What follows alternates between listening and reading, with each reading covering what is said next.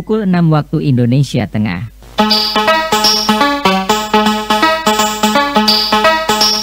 Sesaat lagi dapat saudara ikuti Warta Berita.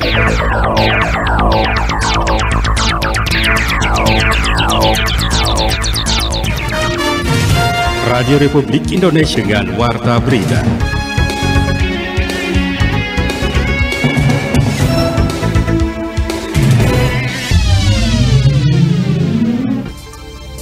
Dari data yang masuk terbaca tercatat ada 15 kecamatan yang terdampak dengan 29 desa kelurahan yang terdampak di dalamnya, dan juga masyarakat yang terdampak itu ada 775 jiwa. Ya, jadi pendidikan lingkungan itu kan kita pengen anak-anak itu bukan hanya tahu membuang sampah pada tempatnya, tidak mengotori lingkungan sekitar, tapi kita dalam pendidikan lingkungan itu ada 5 aspek. Nah, itu yang mau kita capai.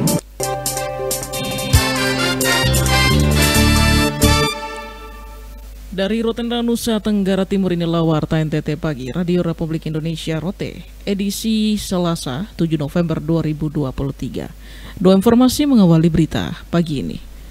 BPBD Kabupaten Kupang terus mendata masyarakat terdampak kerusakan pasca gempa yang terjadi 2 November 2023 lalu.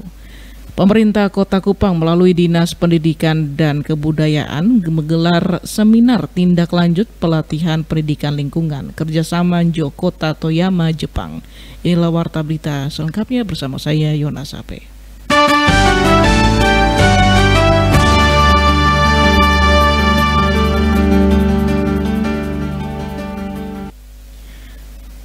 Pendataan masyarakat terdampak dan kerusakan rumah bangunan yang terjadi akibat gempa bumi tektonik 2 November lalu di Kupang terus dilakukan jajaran BPBD Kabupaten Kupang. Informasi berikut dilaporkan Adi Adu. Pendataan masyarakat terdampak dan kerusakan rumah maupun bangunan yang terjadi akibat gempa bumi tektonik 2 November lalu di Kupang terus dilakukan oleh jajaran BPBD Kabupaten Kupang. Kepala Badan Penanggulangan Bencana Daerah BPBD Kabupaten Kupang, Semi Tinenti, mengatakan jumlah masyarakat terdampak termasuk kerusakan bangunan dan rumah penduduk diperkirakan masih bisa bertambah. Hal ini disebabkan karena luasnya wilayah Kabupaten Kupang serta kendala teknis keterbatasan sumber daya manusia cukup mempengaruhi proses pendataan di lapangan. Hasil pendataan sementara jumlah rumah penduduk yang rusak akibat gempa sebanyak 155 unit dan gedung pemerintah sebanyak 30 unit. Dari data yang masuk terbaca tercatat ada 15 kecamatan yang terdampak dengan 29 desa kelurahan yang terdampak di dalamnya, dan juga masyarakat yang terdampak itu ada 775 jiwa, rumah penduduk ada 155 unit, kemudian di samping itu juga ada fasilitas umum termasuk di dalamnya ada gereja, sekolah dan lain-lain, itu ada 16 unit, sedangkan gedung pemerintah itu ada 30 unit. Sementara itu, Kepala BPBD Provinsi Nusa Tenggara Timur Ambrosius Kodo secara terpisah membenarkan bahwa tim reaksi cepat BPBD Kabupaten dan Kota Kupang terus melakukan upaya penanganan dan pendataan yang dibantu oleh pihak TNI dan Polri. Upaya yang sudah dilakukan oleh Pentahelix sampai dengan siang ini yaitu yang pertama, tim reaksi cepat Kota Kupang dan Kabupaten Kupang sedang melakukan kaji cepat dampak bencana gempa bumi pada lokasi-lokasi terdampak. Kemudian Forum Pengurangan Risiko Bencana Provinsi NTT dan Forum Pengurangan Risiko Bencana Adaptasi Perubahan Iklim Kota Kupang telah membantu membuat laporan situasi kejadian gempa bumi. Kemudian yang berikut sudah mulai berkoordinasi dengan TNI Polri untuk melakukan pendataan dampak kejadian gempa bumi pada lokasi terdampak. Menjawab soal bantuan yang sudah diberikan kepada masyarakat khususnya di Kabupaten Kupang yang paling banyak terdampak, Kepala BPBD Provinsi Nusa Tenggara Timur Ambrosius Kodo mengatakan sesuai mekanisme aturan yang ada ditangani oleh BPBD Kabupaten dan Kota dan akan dibantu oleh pihak provinsi maupun pemerintah pusat melalui BNPB apabila kekurangan sumber daya. Tahun politik merupakan sebuah tantangan dan peluang bagi umat beragama sehingga perlu menjaga toleransi. Selengkapnya disampaikan Canda Sabah. Bisa juga tantangan, bisa peluang. Jadi peluang artinya di sini kita bisa mengukur ya sejauh mana kualitas diri ini, kemampuan kita mengadopsi kekuatan-kekuatan kerohanian yang sumbernya dari kitab suci masing-masing. Ketua Parisada Hindu Dharma NTT, Insinyur Wayan Darmawa menjelaskan, tahun politik selain membawa tantangan juga menjadi sebuah peluang bagi umat beragama. Menurut Wayan, sebuah pandangan dan perbedaan akan terjadi dalam tahun politik, sehingga toleransi perlu dijaga untuk sebuah keberagaman dalam pesta demokrasi. Jadi semacam ujian, pasti akan terjadi perbedaan pilihan, ada diksi-diksi yang bertebaran. Dalam situasi seperti ini kan itu ujian. Bagi yang memiliki kekuatan keimanan yang baik, dia menganggap ini sesuatu yang biasa. Kalau dari segi peluang ya, ini pesta demokrasi. Bagaimana kita memaknainya, karena kita harus sadar semua yang terjadi tanpa kehendak Tuhan tidak mungkin terjadi. Nah, berdoa agar kita mendapatkan pilihan-pilihan tepat agar siapapun yang terpilih memberikan yang terbaik buat kita semua. Sementara itu, Ketua Sinode Gemit Samuel Pandi mengatakan tahun politik akan menjadi tantangan jika sistem politik tidak dibenahi. Dirinya mengatakan agar partai politik tidak memainkan simbol agama yang bisa menjadikan sebuah perbedaan dan tantangan besar dalam keutuhan bangsa. Tantangan itu bisa jadi kalau ada kecenderungan ketidakdewasaan banyak pihak, dan bisa jadi juga, mohon maaf ya, partai politik ikut terlibat memainkan simbol-simbol agama, membangkitkan emosi, perbedaan cara pandang bukan sebagai kekayaan tapi itu sebagai persoalan. Jadi dia bisa terus jadi soal, bisa jadi tantangan. Kalau masyarakat sendiri juga mau dibodoh, tapi dia bisa menjadi peluang karena harga kebangsaan kita itu masih kuat. Baik tantangan maupun peluang yang akan terjadi di tahun politik, Ketua Parisada Hindu Dharma NTT, Insinyur Wayan Darmawa maupun Ketua Sinode Gemit Samuel Pandi berharap umat beragama maupun partai politik tidak menjadikan agama sebagai wadah pemanfaatan politik, tetapi menjaga toleransi keberagamaan demi mencegah konflik dalam pesta demokrasi. RRI Kupang, Canda Saba melaporkan. Upaya penyelundupan satu ekor biawak komodo Varanus comodensis yang akan dibawa ke Denpasar melalui pelabuhan ASDP Labuan Bajo, serta pencobaan penyelundupan sebanyak 47 ekor biawak timur yang akan dikirim dari Kupang ke Jakarta. Selengkapnya disampaikan kontributor RRI Kupang Elizabeth Boki melaporkan. Kepala Balai Besar Konservasi Sumber Daya Alam BBKSDA Nusa Tenggara Timur, Insinyur Arif Mahmud MSI mengatakan adanya upaya penyelundupan satu ekor anakan biawak komodo Varanus comodensis yang akan dibawa ke Denpasar melalui pelabuhan ASDP Labuan Bajo. Dengan modus penyelundupannya mengemas anak komodo dalam kaos kaki dengan kondisi mulut dilakban dan dimasukkan dalam tas ransel. Selain itu, upaya penyelundupan juga dilakukan terhadap 47 biawak timur dari Kupang yang direncanakan akan dibawa ke Jakarta.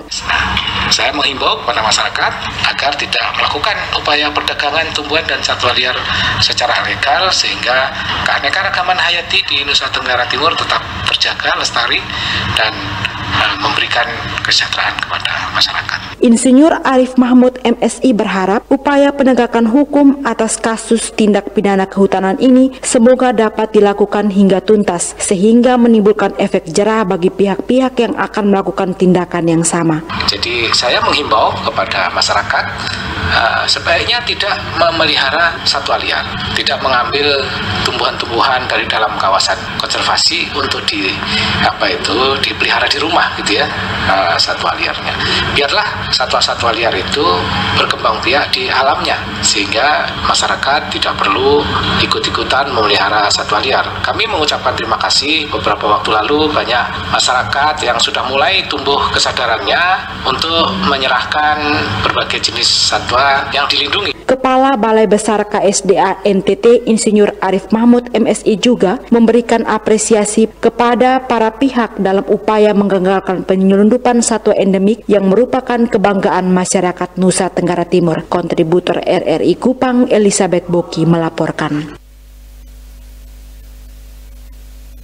Baik, pendengar, Anda sedang mendengarkan Warta NTT Pagi. Siaran ini dapat juga didengar melalui streaming di rri.co.id dan RRI Digital. Kita beralih ke informasi selanjutnya, pendengar. Sinergitas program wujudkan Kota Kupang Hijau pemerintah Kota Kupang melalui Dinas Pendidikan dan Kebudayaan gelar seminar tindak lanjut pelatihan pendidikan lingkungan kerjasama Jokota Toyama Jepang. Selengkapnya Alfred Senggi melaporkan. Ya, jadi pendidikan lingkungan itu kan kita pengen anak-anak itu bukan hanya tahu membuang sampah pada tempatnya, tidak mengotori lingkungan sekitar, tapi kita dalam pendidikan lingkungan itu ada 5 aspek. Nah, itu yang mau kita capai. Seminar Sinergitas Program Pendidikan Lingkungan merupakan kelanjutan dari kegiatan pelatihan tim pengembang buku digital pendidikan lingkungan kerjasama IEPF Indonesian Education Promoting Foundation yang didukung oleh JICA Japan International Corporation Agency yang diikuti Dinas Pendidikan keterwakilan dari 3 kota di Indonesia termasuk Kota Kupang bersama tenaga pendidik dan praktisi pendidikan pada September lalu di kota Toyama dan Tokyo, Jepang. Kepada RRI, Koordinator Lokal Project IEPF Ayu Putri Lestari yang terkonfirmasi di sela-sela kegiatan seminar lebih mempertegas terkait output dari program pendidikan lingkungan yang dikerjasamakan dengan pemerintah Kota Kupang melalui Dinas Pendidikan dan Kebudayaan. Dari proyek ini kita mau anak-anak itu yang pertama sadar gitu ya, sadar bahwa mereka itu yang nantinya meneruskan gitu.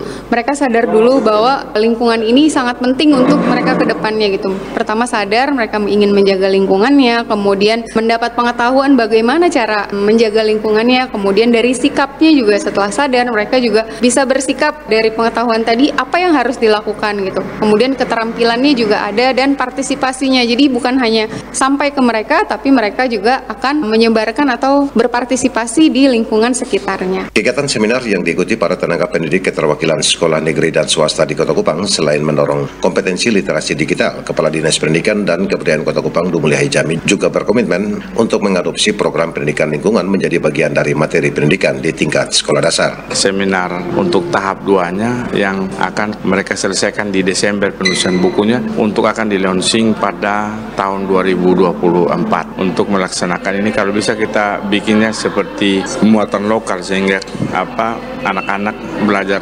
lingkungan, bagaimana memilah-milih sampah, terus kemudian mencintai lingkungan, bagaimana mereka bisa menanam pohon di sekolah atau di rumah. Nah, ini yang diajarkan oleh Jepang. Sasaran dari kegiatan seminar yang menghadirkan langsung 2 pemateri utama dari IEPF Jepang, Master Yasunobu Kuboki bersama Tomiko Hashimoto dalam mengimplementasikan hasil pelatihan untuk pengembangan bahan ajar digital dan license study ala Jepang. Diharapkan dukungan penuh pemerintah terhadap program IEPF dalam pengembangan buku digital bagi peserta didik sehingga memberi dampak secara konstruktif bagi dunia pendidikan dan lingkungan di Kota Kupang. Dari Tompela 8, Alfred Sengge, Pro 1, RRI Kupang.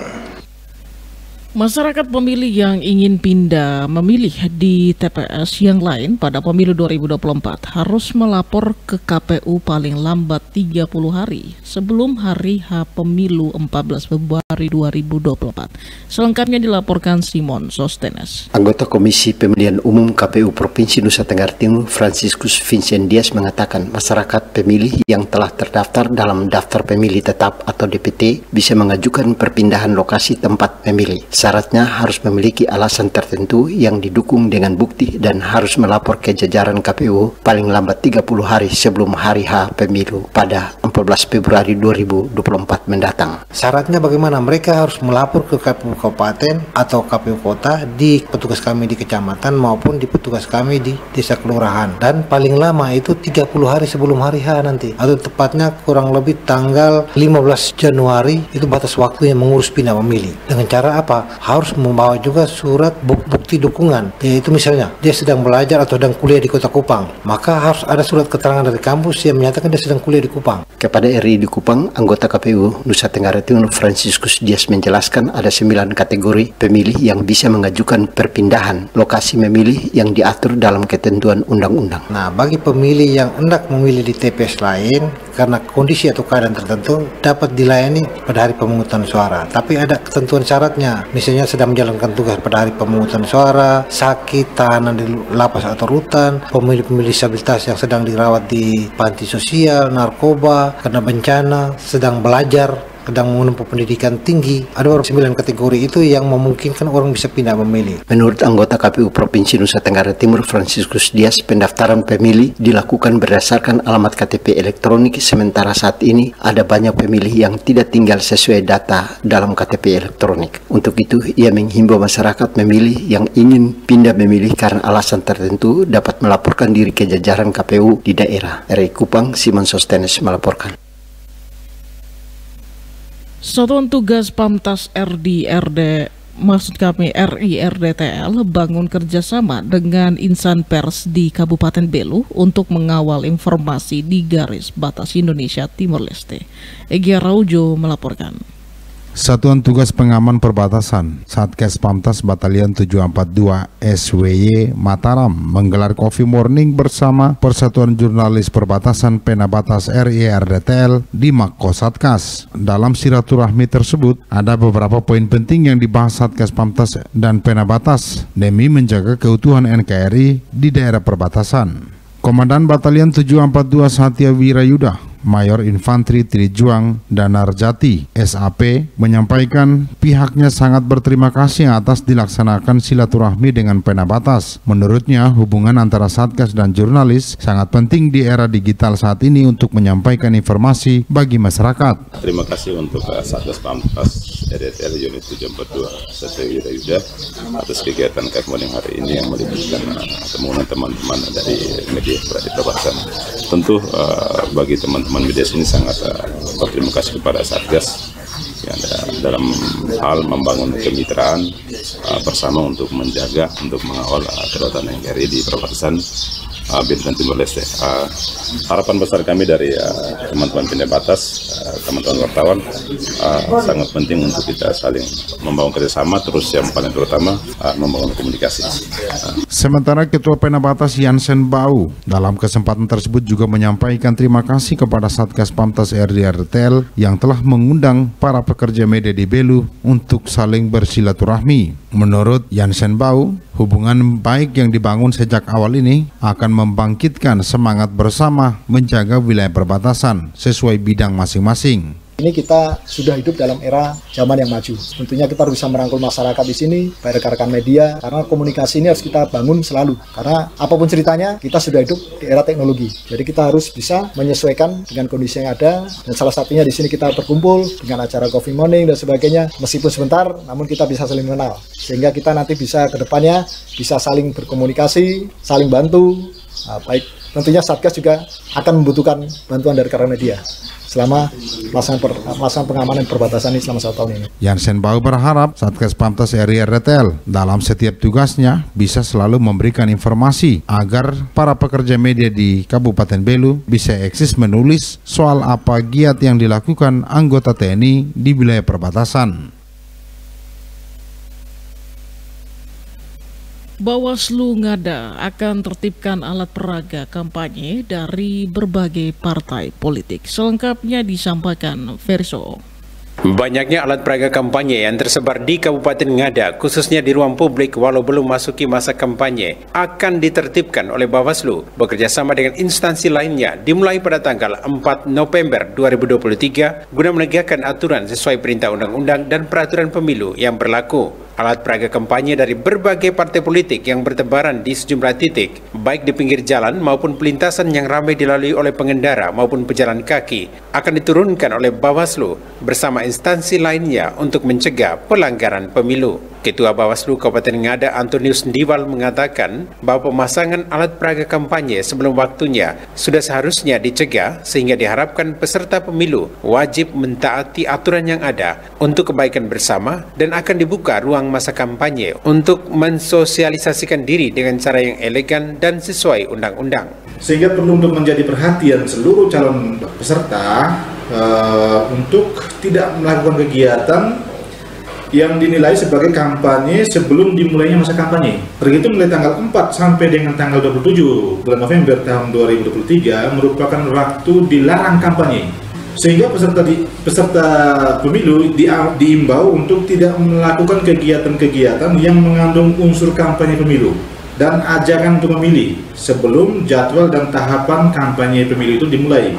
Dengan adanya rencana penertiban alat peraga kampanye tersebut, diharapkan kerjasama yang baik dari peserta pemilu untuk tidak lagi menggunakan alat peraga kampanye di ruang publik sebelum masa kampanye berlangsung, agar menciptakan kondisi damai dan nyaman bagi masyarakat sehingga bisa menikmati proses tahapan pemilu sesuai perintah undang-undang pemilu yang ada sebagai pesta demokrasi yang sesungguhnya.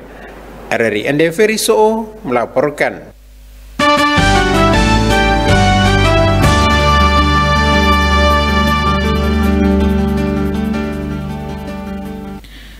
Pendengar, sebelum mengakhiri warta berita pagi, kita ikuti pokok-pokok berita.